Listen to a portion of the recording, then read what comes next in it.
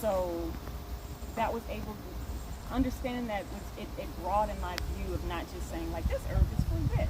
I could be very specific and beautifully curate a formula that could help someone. So that's another big difference between Western and Chinese herbalism is that oftentimes single herbs are prescribed in Western herbalism, but in Chinese herbal medicine, it's usually a formula.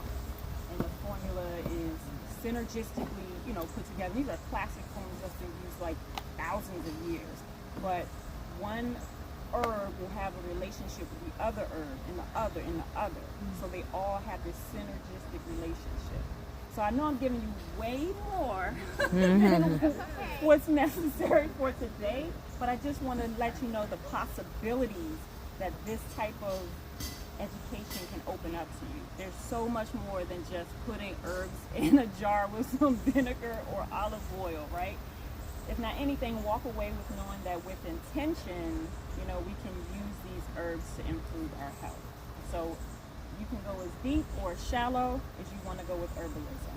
But just know you have something in your hands to address. Even when you go out to a restaurant and they say, okay, we have teas. You could choose a herbal tea as opposed to a caffeinated tea to just address something right then and there. You had a long day at work, instead of going for a beer, you can go for lavender to regulate your nervous system. Like, these very simple shifts can have huge impacts on your health outcomes if you understand the power of herbs, right? And some people may have a view of herbs where it's like, that's witchcraft. Unfortunately, a lot of people feel that way. It's medicine first.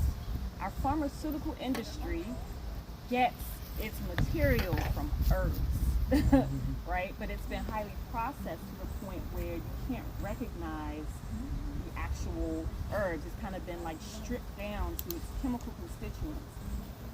And it's almost like the things that would temper, the side effects have been stripped away. So this is kind of the issue with pharmaceuticals, not to bash it, but everything in an herb is for a purpose. Everything. So herbs have the essential oils. That's what gives the herb its nature, right? This is lavender. Essential oil is what makes lavender lavender. Peppermint essential oil is what makes peppermint peppermint. So, but there's all these other components within this plant that helps to mitigate the effects of its chemical constituents. Does that make sense? Yeah. Right?